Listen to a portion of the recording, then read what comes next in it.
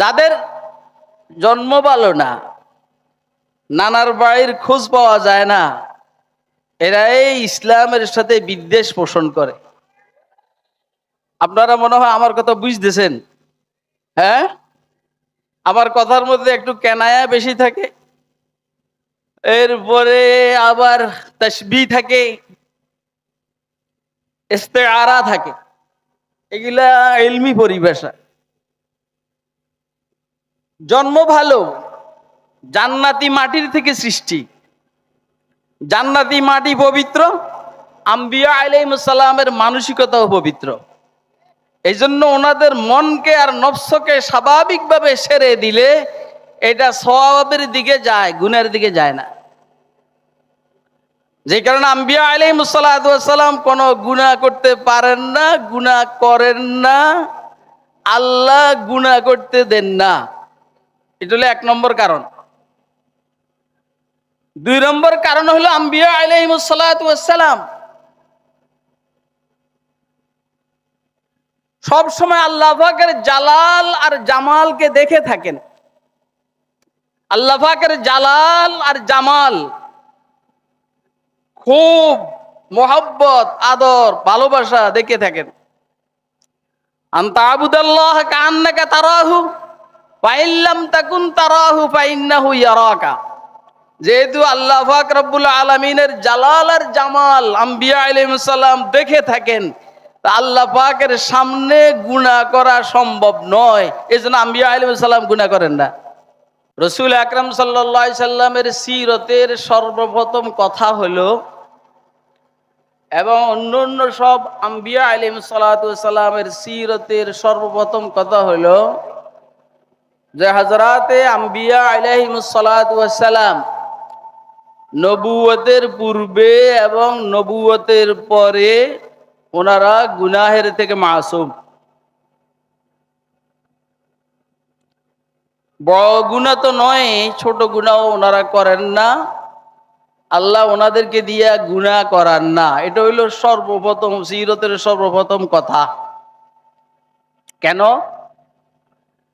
আম্বিয়া আলাইহিস সালাম মাটির থেকে সৃষ্টি, কিন্তু জান্নাতি মাটি। জান্নাতি মাটি হওয়ার কারণে ওনারা গুনাহ করতে পারেন না, আল্লাহ গুনাহ করান না।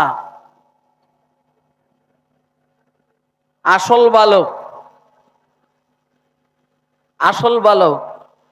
আমাদের দেশে একটা কথা আছে, জন্ম ভালো, জন্ম ভালো। যাদের জন্ম ভালো না, নানার বাড়ির খোঁজ পাওয়া যায় না, এরা এই ইসলামের সাথে বিদ্বেষ পোষণ করে। আপনারা মনে হয় আমার কথা বুঝতেছেন? হ্যাঁ, আমার কথার মধ্যে একটু কেনায়া বেশি থাকে, এরপরে আবার তাসবিহ থাকে, ইস্তেআরা থাকে, এগুলা ইলমি পরিভাষা। জন্ম ভালো, জান্নাতি মাটির থেকে সৃষ্টি, জান্নাতি মাটি পবিত্র, আম্বিয়া আলাইহিস সালামের মানসিকতাও পবিত্র।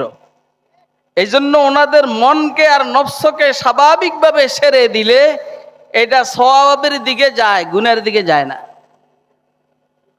যে কারণে আম্বিয়া আলাইহিস সালাম কোনো গুনাহ করতে পারেন না, গুনাহ করেন না, আল্লাহ গুনাহ করতে দেন না।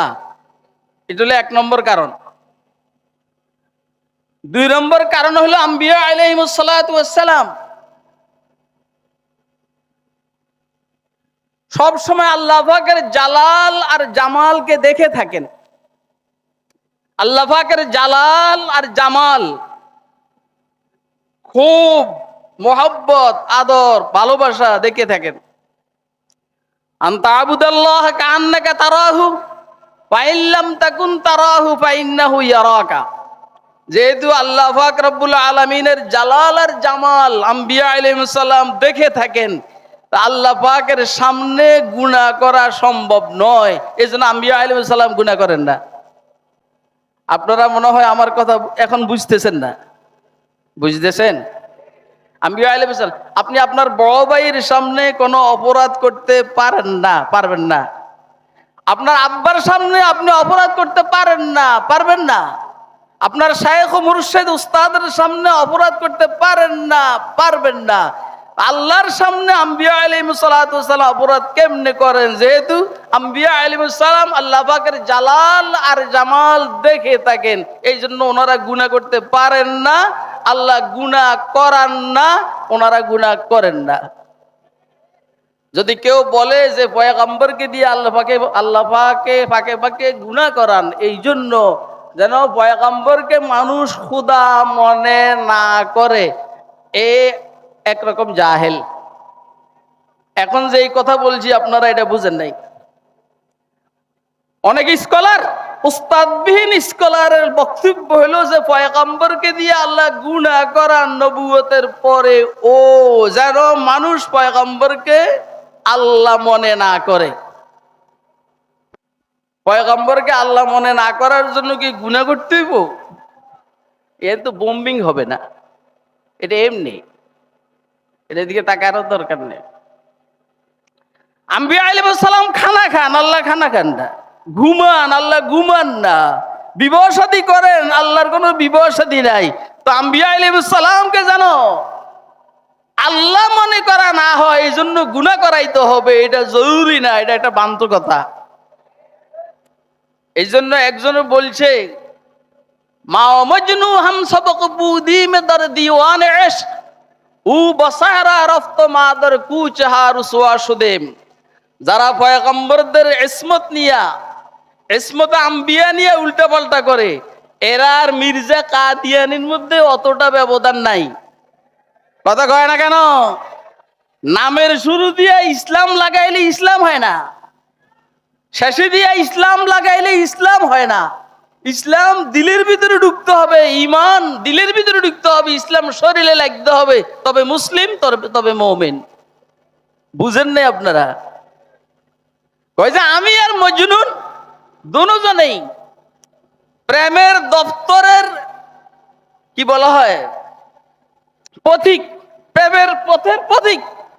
কিন্তু মজনু তার প্রেমের পাগলামি নিয়ে শহরের বাইরে চলে গেছে, আমি হারণে ভিতরে আছি।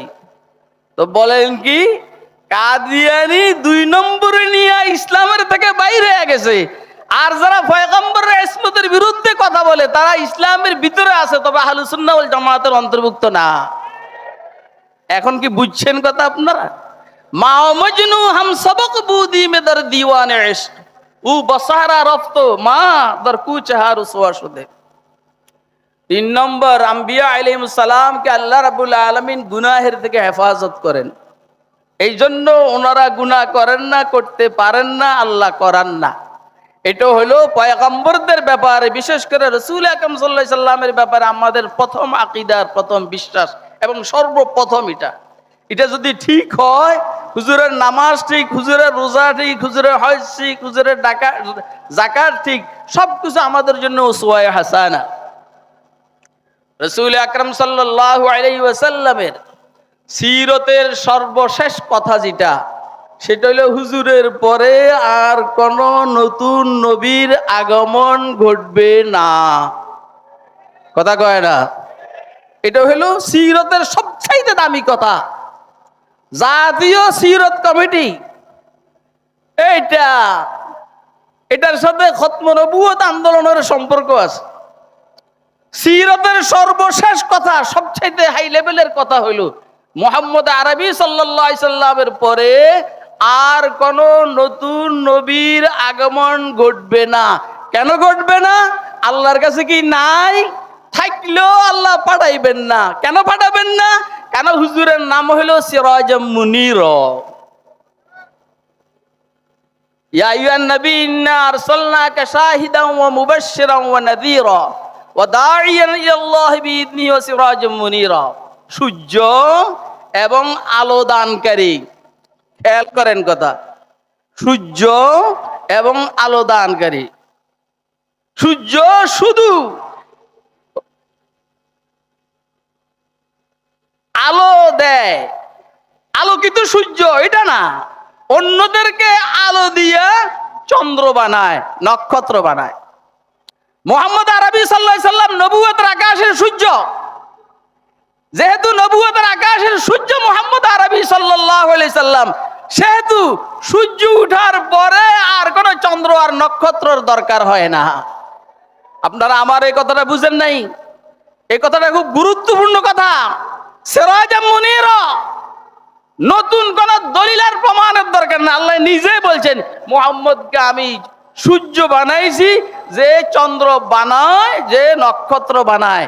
এই জন্য হুজুর বলছেন আসহাবি কান নুজুম বিআইহিম ইক্তাদাইতুম ইহতাদাইতুম, আমি নবুয়তের আকাশ সূর্য, আর আমার ছায়া তলে এসে আবু বকর সিদ্দিক থেকে শুরু করে হযরত ওয়াহশী ইবনুল হরব পর্যন্ত সবাই এই নবুয়তের আকাশের নক্ষত্র। অতএব আজকের এই মাহফিলের দাবি হলো, আজকের এই জাতীয় সিরাতুন নবী মাহফিলের কয়েকটা দাবি তো ভাই মুফতি আমাদউদ্দিন সাহেব বলছেন, এটাও একটা দাবি যে এইখান থেকে রাসূল আকরাম সাল্লাল্লাহু আলাইহি সাল্লামের খতম নবুয়তের এই আন্দোলনকে জোরদার করার দাবি, এবং আগামী 15 নভেম্বর রাসূল আকরাম সাল্লাল্লাহু আলাইহি সাল্লামের খতমে নবুয়তের এই দাবিকে বাস্তবায়ন করেই আমরা চাবো ইনশাআল্লাহুল আজিজ। কথা কি আমি বুঝাইতে পারছি? এত দূরের পরে আজকের আলোচনা আমাদের এইখানেই শেষ। সময় 10 মিনিট আমার মনে হয় একটু বেশি হয়ে গেছে। খতমুল আম্বিয়া, খতমে রসুল ও নাজমে সুবুল, সুবহে হেদায়াত, হাক্কাকে বাশিরিতু ওয়াল হাক্কে নাদিরি। আয় খতমে রসুল উম্মতে তু খায়রে উমামবুদ, চু সামরাকে আয়াত হামা দর ফসলে আখিরি। আল্লাহ আমাদেরকে জাতীয় সিরাত কমিটিতে যেভাবে অংশগ্রহণ করেছি, সেভাবে সামনের দিনগুলোতে সবাইকে ঐক্যবদ্ধ থেকে নিজেদের দাবি আদায় করার তৌফিক দান করুক। ওয়া আখিরু দাওয়ানা আনিল হামদুলিল্লাহি রাব্বিল আলামিন।